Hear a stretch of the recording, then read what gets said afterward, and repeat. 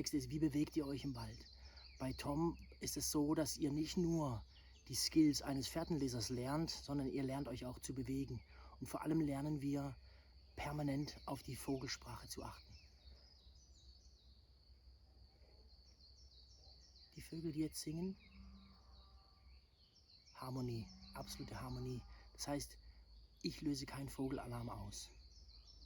Und wenn ich in dieser Lautstärke spreche, löse ich auch keinen Vogelalarm aus. Das bedeutet, ein Tier, das jetzt hier in der Gegend ist, selbst wenn ich hier rede, ist dieses Tier entspannt, weil die Vögel, die Vogelstimmen und der Vogelgesang hat immer Priorität für die Tiere. Wenn es einen Vogelalarm gibt, reagieren alle Tiere darauf. Das ist faszinierend, das ist ein faszinierendes Kommunikations- und Alarmsystem.